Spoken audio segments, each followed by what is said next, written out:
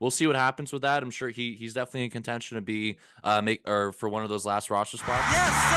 There she goes. Hello and welcome to episode 299 of Section 138. I'm your host, Mark Colley, as always, joined by Bryson and Jacob. We don't have Josh with us this week to talk about the first week of spring training, but that's all right. We got you two guys. How are you?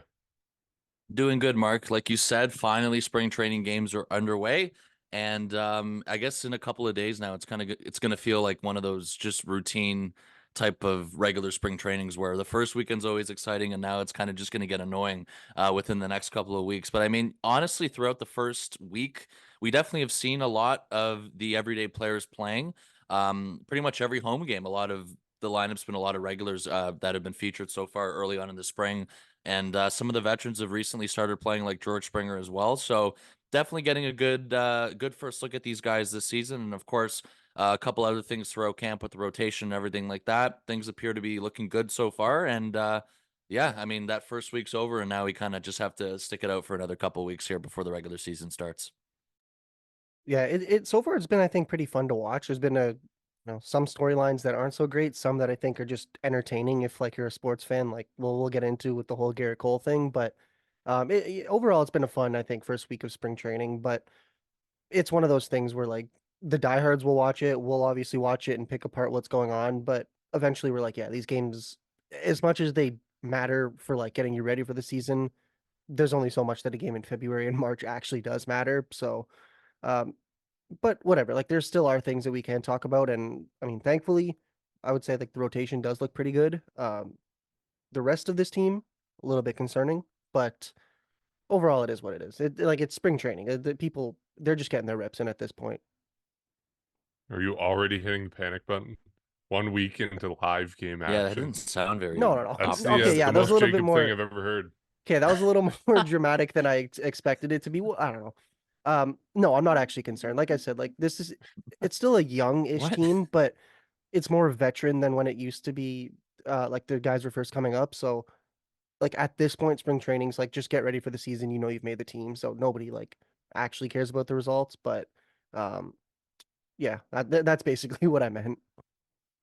I think that's what spring training is every year, but okay.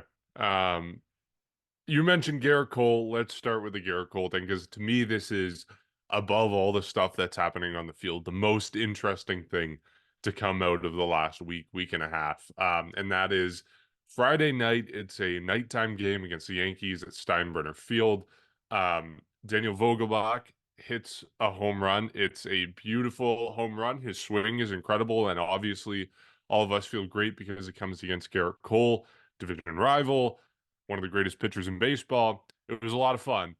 But then the next day, or I guess that night, we hear from one of the Yankees reporters, Brian Hoach. He says Garrett Cole was no fan of Daniel Vogelbach's slow trot on the first in the first inning. And he said, quote, "Yeah, what's the day? Are we still in February, March 1st? Yeah, he enjoyed that homer." Asked if he would remember Vogelbach's trot during the season, Cole replied, "I don't forget a lot of things." Um, let's jump right in. Where you guys stand on this? What are your thoughts?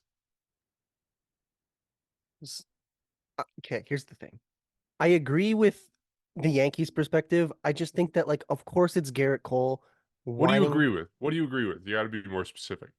You Okay, agree that Daniel Vogelbach was too slow going around the bases? I agree with the whole showboating in the first week of spring training being kind of stupid. Like these games do not really matter, and this is somebody like, with all due respect, is on a contract to like maybe get a job this season.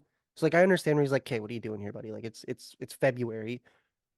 However, of course, it's Garrett Cole crying like a little baby because of this. Like it's I don't know. I just find it hilarious. Like I agree with getting mad, but it's like, oh, of course, it's Garrett Cole that wants to complain. He's the one that's always beefing with Manoah and like what like you can have your opinion, whatever. I don't really care. Like Garrett Cole's the one that wants to talk about like, oh, it's only February, but like his Yankees fell off last season, and really they haven't done anything of significance in the past decade. So like whatever. But anyways, I don't want to start beef over spring training, which I might have already started. But it's Well, just Cole it. started it. Well, yeah, okay, but it's hilarious to watch, and it's one of those things where like I'll watch the clip and like I'll give Daniel Vogelbach credit. Like it was a good home run. It's off of a good pitcher, but it's just so stupid in my opinion. Also, kind of funny that this argument just started over the first inning of like the first week of spring training. So we'll have to see where this goes. I mean, the MLB, like the online, like the fan media, like this, everyone seems to pull out Blue Jay quotes and try to pick them apart as the season goes on. So we'll see how this I think transpires. Like Garrett Cole wants to talk about significant games. We'll have to see what he actually does in those games when they are significant. Okay, do you actually think that Vogelbach showboated though? I can see where they're coming from, but I also don't really think that he did. Like I'd be annoyed Okay. personally if I saw like whoever do it off of, any Blue Jay pitcher, but like I'd also realize like who really cares? It's spring training. Okay. First of all, to answer your question, or I mean, what you were talking about at the end there, Jacob, if anything's going to happen when the games count, I can almost guarantee if Vogelback makes a team and everything like that, I don't expect anything, Garrett Cole. I don't think he's going to do anything about it in terms of throwing at him or any sort of retaliation. I just, yeah, I think it's a typical overreaction from Garrett Cole, despite obviously how good he is on the mound. But I think the one thing we all need to recognize here is that, and I mean this with all due respect, is Daniel Vogelback is 270 pounds. So I don't know how fast he wants him to go around the bases. And on top of that, if you look on previous home runs that he's hit in the past and everything like that, which I did, I went back and looked at a lot of stuff. Not honestly, nothing seems different in terms of the trot, the pace, and even I guess like his follow through or dropping the bat. Like maybe he dropped the bat a little bit more dramatic but usually he does that though almost every home run he hits. So what I'm trying to say is as much as it may look from somebody who hasn't watched him a lot, may look like it's dramatic, it just seems like a routine type of thing from Daniel Vogelback of what he's done throughout his career. So those are the two things I pointed out. Again, I don't know how fast he wants him to go, but a lot of this seems similar to what he usually does in the past. So that's kind of the part where I scratch my head at. And no, I don't think he was showboating whatsoever. I think he hit a home run, regardless if the games count or not. You mentioned it, Jacob. He's in a much different situation than a guy like Garrett Cole. He's fighting for a position on this team. And if Garrett Cole doesn't or has a problem with it, it just comes back to the same thing. No matter if it's February, March, or if it's in September, don't give up the home run if you have a problem with the way he goes around the bases. I think it's free game when you go around the bases like that. And I'm not saying, to completely showboat and take your time if there's no context behind anything, but I think Vogelback earned the right to do what he usually does, which is that usual home run trot he does. And it doesn't make any difference to me if it's in February or September because he never did anything over dramatic, in my opinion, from what I saw and based off what he's done in the past. So I also bring it back to that point is if he really has a problem with it, then simply make sure it doesn't happen. No matter where the game is, when the game is, what the significance is of the game. It's pretty plain and simple. So yeah, it didn't take long for this. I guess I don't know if you want to. I guess you can call it a rivalry between the Jays and Yankees. There's always stuff throughout the years that come up throughout the midseason and everything like that. You mentioned the Alec Manoah stuff, Jacob, and there's been lots of stuff, little things too, though, over the last couple of years where it just feels like both teams get ticked off at little things that they do to each other. So it definitely was a bit fast tracked this season, and I'm sure there's going to be stuff that come up throughout the year. But in terms of this situation in particular, I really don't expect any sort of further action to be taken from Garrett Cole or anything like that. When these teams do see each other in the regular season. Yeah, I really hope not. That would be absurdly dumb in my mind. Like, I think it's absurdly dumb in the first place that Garrett Cole thinks Daniel Vogelbach was rubbing this home run in his face for a couple reasons. Because A, everyone knows it's the first week of spring training. Like, just as much as Garrett Cole is upset that Vogelbach is apparently taking too long with his home run trot, Vogelbach knows this is the first week of spring training and he's fighting for a job. Like, these are not people who have their heads stuck in the sand and don't know what baseball is. Like, they both know it's the first week of spring training. They both know it doesn't matter. So yeah, I think it's ridiculous. First off, the premise that Vogelbach is even showboating or purposely going slow or whatever. Like, this is just who he is. Like, Daniel Vogelbach, you think he's running slow around the bases? Yeah, he is. He's Daniel Vogelbach. That's what he does. It seems ridiculous for Garrett Cole to read anything into this, but yeah, second off, based off of that, I think it'd be really absurdly dumb if Garrett Cole did anything in the regular season. Like, and imagine how terrible a look that would be. Like, this to me is very dumb. Him speaking out about the unwritten rules of baseball in the middle of spring training.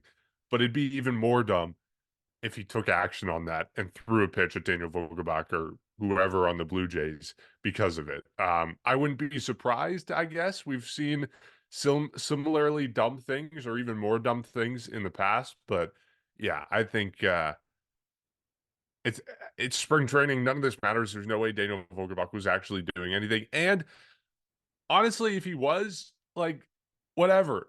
This is baseball today. This is how the game works. Suck it up, Garrett Cole. Get used to it. Do you have to like it? No. Like, no Jays fan liked when Troy Tulowitzki took a little bit longer on that home run or double or whatever he hit a couple years ago in spring training after he told the Blue Jays he would never move off shortstop, and then he signs with the Yankees and instantly moves off shortstop. Like, no one liked that. But then again, we were talking about throwing pitches at him in the regular season.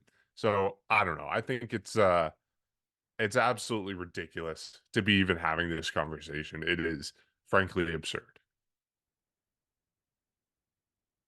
Yeah, it's one of those things where I feel like we'll look back on it like later in the season and just think like this is just so stupid. And um, I really hope nothing boils over. Like, I mean, we've seen it.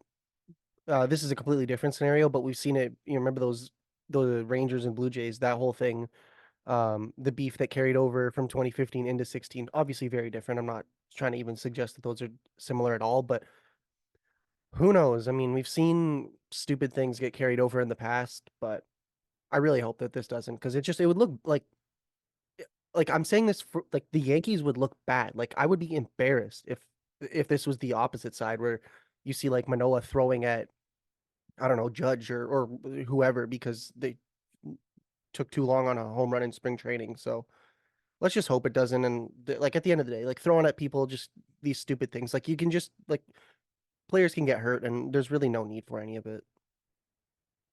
Yeah, that's what it comes down to. It just comes down to something that overall is dumb.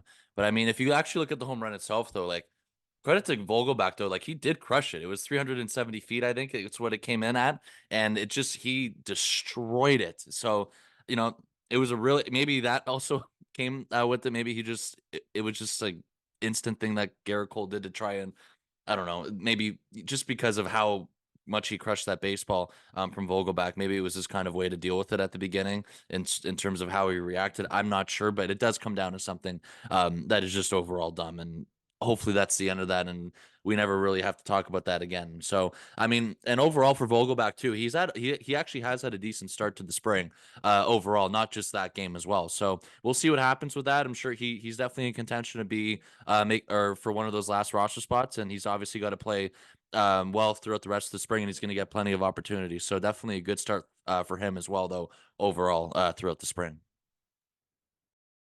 And you know what? Like, maybe this is just Garrett Cole playing mind games with the Blue Jays or something. I don't know. Um, but yeah, on the face of it, absurdly dumb. And I mean, good for Daniel Vogelbach for that home run. And as you say, the start that he's had to spring training so far, it seems like he is well on his way to earning one of those extra roster spots that the Blue Jays have.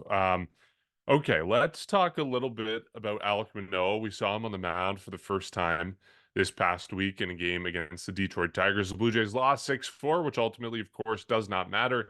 And even the results that Manoah had on the mound, to a large extent, don't matter. This is spring training. Pitchers are working on things. It is not their final form.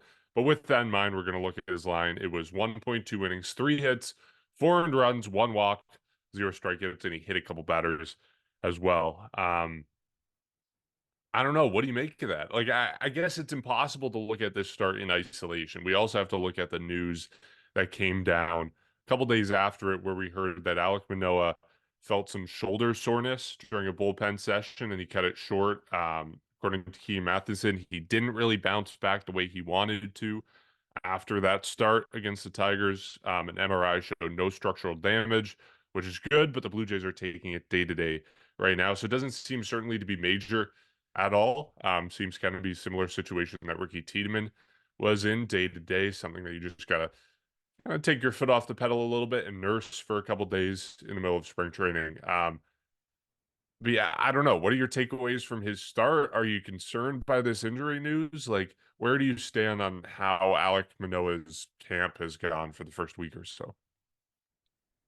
I'll be honest, like I'm a little bit more concerned than you guys might be. Interesting. Well, because like here's the thing. We obviously know what happened last season. Um, whether the shutdown because of an injury at the end of the season was actually true or whatever, uh, he needs to be better this season. Like it's pretty obvious that he's not given a job. He has to earn that job. And the fact that he threw 17 strikes out of his 38 pitches, um, like that's not good. Like he didn't have the command. He's hitting batters.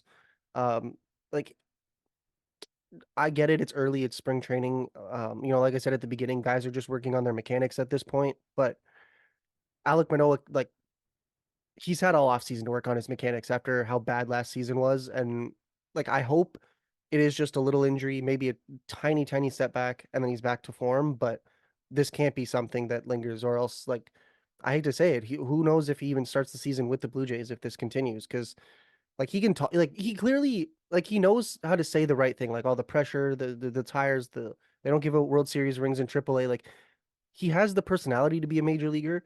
He just hasn't performed that way for pretty much a year now, and I'm hoping it is just a little setback. Like I said, it's early in spring training, so you just get worked back up, get the stamina back, but whatever it is, it's going to need to be figured out soon because like the Blue Jays are not in a position where they can continuously put him out there if he's going to pitch this terribly in the regular season. Because like we talk about this team, like maybe not World Series aspirations right now, but they are expecting to be competitive. And if you have a weak link on your team, you can't have that weak link playing. So like I hate to say this because like Alec Manoah is one of my favorite players on the team, but he like this is a thing where I'm getting a little concerned. Like, has the offseason work really worked out? And we'll have to see what transpires in the next like I guess week or two.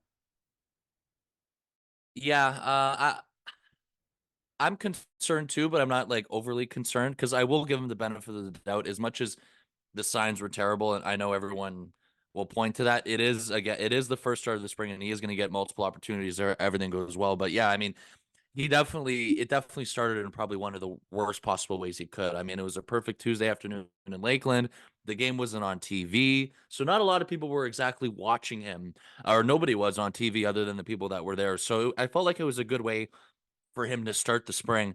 And just yeah, nothing really good came out of it, despite I would say maybe the velocity, because the velocity was up and he was hitting 95 a lot with his fastball. And that's usually something where he usually doesn't throw 95 based off years prior. So that was probably the only good thing that came out of it. If you want to nitpick anything, of course, that came out good about it from that. But Jacob, you went over it too. The command wasn't there. And it just seemed to be a lot of the same in terms of situations where he's throwing a lot of balls and then he's throwing at people. He threw at three people. And I think one of the first batters or that first inning alone, he loaded the bases with nobody out. So, like, it was just right out of the gates again. Terrible in terms of that, in terms of allowing base runners and everything like that. And the other thing too is that we saw the signs of this as well last spring with Manoah, but we were doing the whole thing of kind of downplaying it because it was spring training, rightfully so. But that's the part where I'm also concerned about because now that could be back-to-back seasons where this sort of stuff is happening in the spring again. And it just from there it was a downward spiral. So we're yet to see how he's going to react to it. At the moment, Mark, you talked about it with the shoulder soreness that he experienced. So at the moment, he's going to be, I guess, shut down until everything kind of just goes away on its own. And maybe it's expected because it was his first pitch game in quite a long time. I know you were talking about it too, Jacob, a little bit. The whole thing last year where he was sent down to AAA, but a month later he reported, and then he didn't really get into much games down there. He was just kind of there. So maybe that was a little bit expected, and we'll see what happens. I'm sure he's going to be okay. It's early on in the spring. And the other thing, too, to note is if he's not ready for opening day, a lot of people were kind of turning their heads to Yariel Rodriguez, who they expected if it's not going to be Manoah because it feels like it's his job to lose, perhaps it'd be Rodriguez, and he's also going through some little injury problems as well. So he's yet to pitch. I think it's back spasms he's going through right now. So that kind of leaves that fifth spot a question mark if this shoulder soreness turns out to be a little bit more than what it is with Manoah. But we don't want to, I guess, overstep that at the moment. And I guess we'll kind of leave it there. And then, of course, if you want to talk about with what Manoah said afterward in terms of his first start, he felt good in terms of, and I'm sure this was also him downplaying it a little bit, where in terms of his overall performance, but he said he was focused on locating his slider and everything like that, and he felt good about that. So, he was kind of given the impression that that was his only, I guess, focus from that start on Tuesday.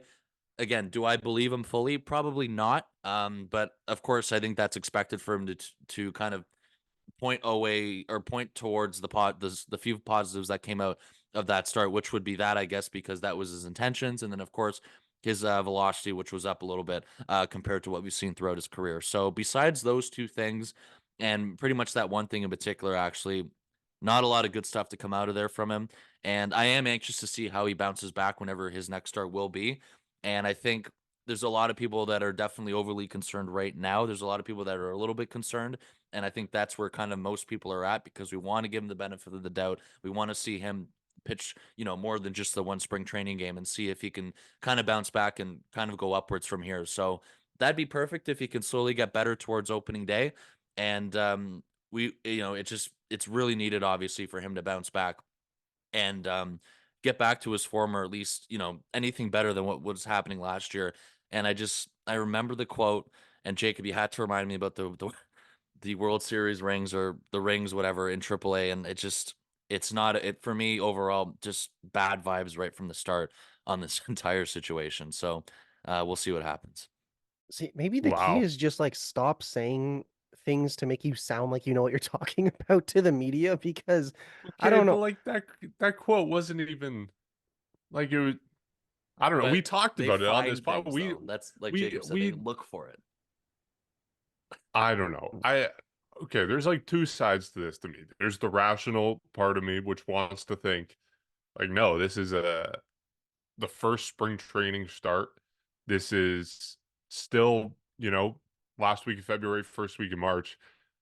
Like that's the rational side of me, rationalizing the fact that there's still a lot of time to go. None of this means anything. No spring performance means anything until you get to the final week and people are talking about starters earning jobs or, kind of the 24th, 25th, 26th guy on the bench earning a job. Like none of it matters outside of that. So that's the rational part of me. But as you explained, Bryson, the irrational part is thinking that Manoah is coming off a terrible season. He apparently dealt with injuries down the stretch. He was not himself, or maybe he was himself, if that's himself. But the point being, his performance wasn't there last season. He had a terrible season. We're looking to spring training to see a bounce back, and we're not seeing it. So that's kind of the split. I don't think I'm worried yet. I think if this extends maybe another week or two, then we start having scary conversations. But at the same time, like I was talking about this before spring training, the Blue Jays don't have starting pitching depth. And I've always been concerned about that.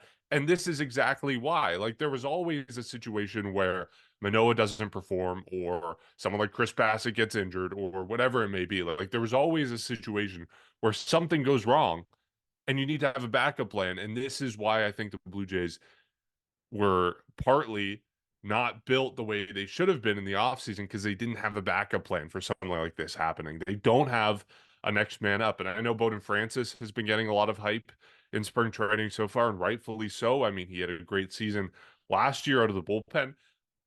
Maybe he's the next guy up, and maybe he can prove over the next couple weeks in the spring training that he's available to be stretched out and effective stretched out.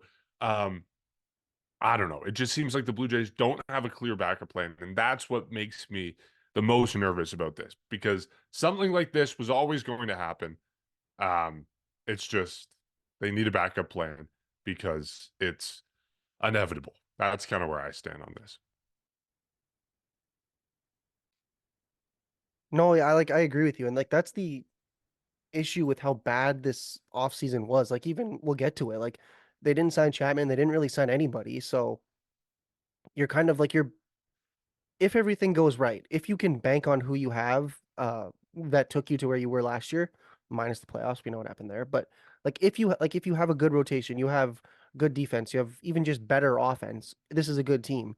But if Manoah goes down, if players are not performing the way they're supposed to be, like you don't have that depth. And maybe they do have the depth, we just haven't seen it yet. Obviously, Rodriguez needs to get stretched out. Not sure what's going to happen with Tiedemann.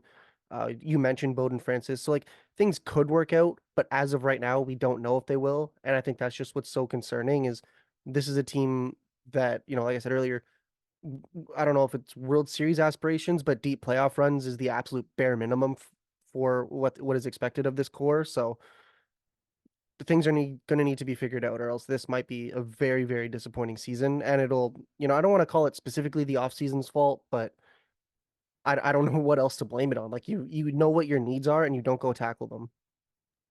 I'll say this. As much as we are concerned, a little bit concerned, it sounds like all of us, a little bit at least. I will say the one thing is, yes, in terms of the rational thing that you're talking about, Mark, it is, we will give him the benefit of the doubt and give him the rest of the spring because that's what spring training is and that's what spring training's for. So regardless if people believe it or not, that's just kind of the reality of it is you have to give him as much time as you can throughout this entire month because he's going to be pitching a lot. And I know he was supposed to pitch today in Fort Myers on Sunday against the Red Sox. So again, his next start is kind of up in the air to be determined. So hopefully it's only a couple of days and hopefully by I guess maybe around at least or at the earliest the middle of next week he can get back out there and I'm sure he's probably anxious to get back out there too because again it wasn't exactly the greatest start but if he can build off of what he wanted to with the slider like he said and if his velocity was up perhaps that's something for him to look forward to and we'll see what happens. Yeah. Like that's another part of this. It's so hard to judge his performance when we didn't see any of it. I mean, like we can talk about like the 17 balls or what was the number, Jacob? 17 strikes, No, 33 17, pitches. well, 38 pitches, 17 balls.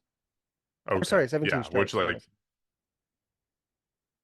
either way that ratio is not Yeah. great. That's not something you want to have. Like the 2-3 hit batters, you don't want to have that either. Like those on the face of it, these are not good stats. And of course the injury is not good. But we do again have to give it the benefit of the doubt because we didn't see any of this. Like apparently his velocity looked good. I guess his location was what was missing. But at least his velocity had a tick up, which I guess we should kind of expect given all the work he put in the offseason and his conditioning and how he entered spring training looking. It's kind of that best shape of your life thing. So we should have expected that, I guess. I don't know. It's I'm not ready to put a verdict either way on Alec Manoah, and I think we can pump the horses on that and wait a week or two and then see what happens. Okay, let's talk about the other thing you mentioned, Jacob, and that's the failure of the offseason because Matt Chapman, the long unemployed Matt Chapman, the guy who rejected a qualifying offer of 1 year, 20 million from the Blue Jays, rejected an extension, I guess, when he was with the Oakland Athletics, and then apparently rejected a 6 year, $120 million deal with the Toronto Blue Jays. He is now signed with the San Francisco Giants for 3 years, $54 million. And basically, this has led everyone in Blue Jays camp to go, where is Ross Atkins? Why is Ross Atkins not signing this deal or not offering 3 years, 60 million to someone like Matt Chapman when he was worth apparently 6 years, 120 million to this team not so long ago? According to Scott Mitchell of TSN, they offered him that contract over the past year. Do you guys have any answers where Ross Atkins is? Why the Blue Jays didn't pull the trigger on something like this when he's coming so cheap to the San Francisco Giants?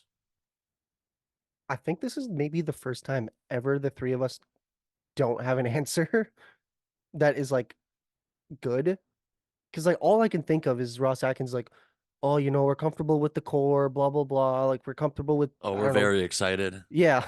Dude, like okay, don't get me wrong. Like there is things to be excited about, but like when you're in win now mode, it's not, let's see if these prospects are good. No, it's like you have like yeah, the prospects can play, but I'd bring back Matt Chapman. And like one thing I will say is Scott Boras is kind of an idiot. Like the fact that he was offered over $100 million and he signs for just barely over half of that. Same thing with Cody Bellinger. Like this dude, whatever, fair enough. He wants to get his guys his money or their money, but very concerning. Like I'm not saying that I'll make it to the show, but like he would not be my agent. But as if that matters. But anyways, like I don't Thank know you for what's that. I don't know what's up with Ross Atkins. Like I really don't know. And so I'll just leave it at that. Like you should have gone out and got this guy.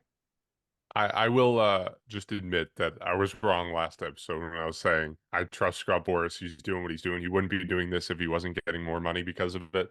I was wrong. He did not get more money because of it. I have a couple of main takeaways here. First of all, Matt Chapman and Scott Boras, yes, are both dumb for how this whole thing played out. The second thing I'll say is Scott Boras is clearly washed up in 2024 in terms of the deals he's been getting with his clients.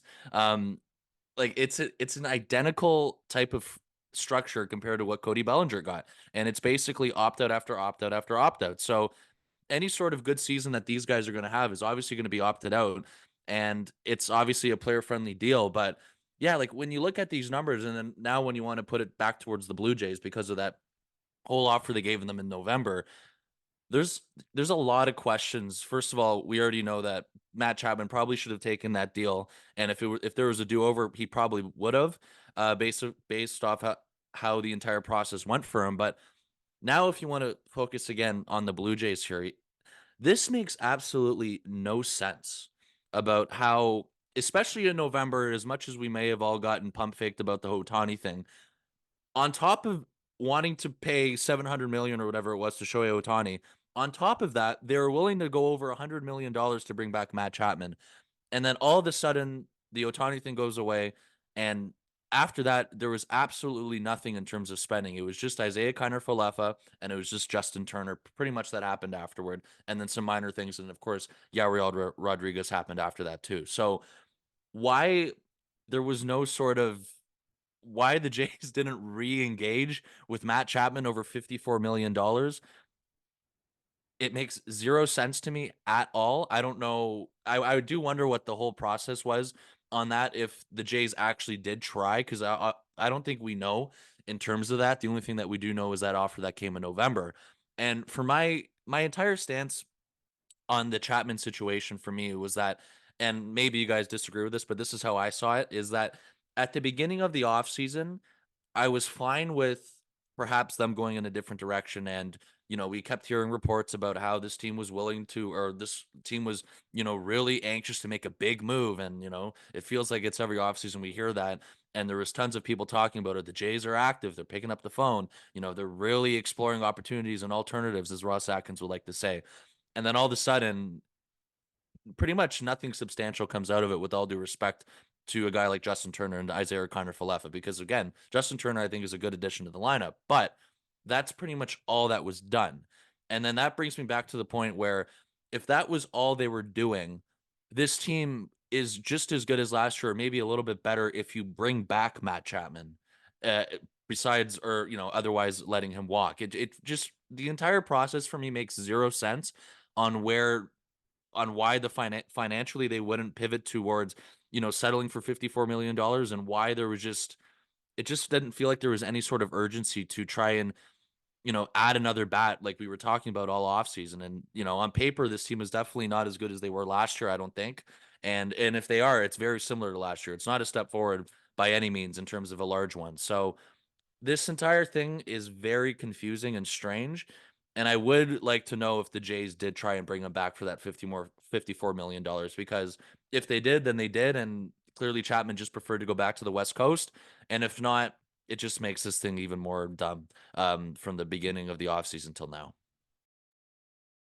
Yeah, it really makes me question, like, I don't know. It seems like the money just isn't there at all. Like, for me, it seems like there's no other reason why the Blue Jays wouldn't re-engage. Like, unless we're just totally out of the loop and they did and they offered some sort of comparable contract and he wanted to go to San Francisco, or maybe they would offer the same contract without the opt-outs, or I don't know. Like, we don't know what's going on behind the scenes, but from the outside looking in, it seems really strange. And the only reason I can think of is because the money wasn't there from Rogers, which, like, the money was there with $700 million with Shohei Ohtani and whatever. How much did they offer Turner? 1 year, 15, or Yeah, 12, it was or around somewhere there. around there, or And two then, years, 15 for IKF. yeah, Like, the money was there, and like we're not talking that much more now for someone like 1 year of Justin Turner around 15 million,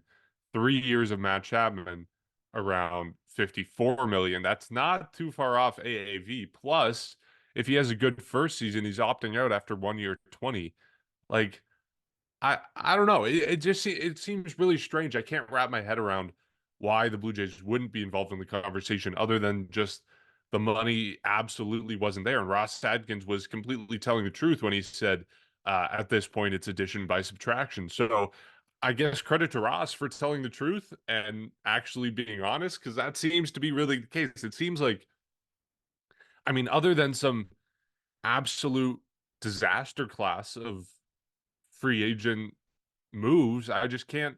That's the only reason I can come up with. It's just that they didn't have the money to work with. So I don't know. And I do think, like, this is not an ideal contract for a team. Like, as much as of a bargain as it is, like, you think about it, he has an opt out after every season. So if he performs well the first year when he's getting $20 million, he's going to opt out, and you only get one season of it. And if he performs poorly, then you're stuck with paying him $20 million that season, plus it's like 18 and 16 after that, or somewhere around there. So, like, it's not a perfect contract for a team, but it's still a bargain for one of the best defensive players in baseball who has some offensive upside. Like, I don't know. I really can't wrap my head around why the Blue Jays wouldn't be involved in this. If they actually weren't, I think I am more confused than ever.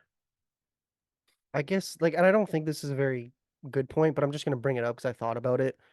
I guess maybe after the November December discussions, they realized, okay, this guy clearly doesn't want to come back, and then just decided even if he wanted to come back at a reduced rate or had to settle for a reduced payday, they just weren't in that conversation. But still, like that's like why not? Like, yeah, fine, you can say we didn't want to be here. Um, we're not going to offer you a contract even though you're it's more of a short-term deal rather than long-term deal, but I still don't get it. Like I said, you or like we've all kind of mentioned and gone all like last season into this season. This is a win now mode. I don't know how you win now if you have, I guess like half your infield still needing to prove itself.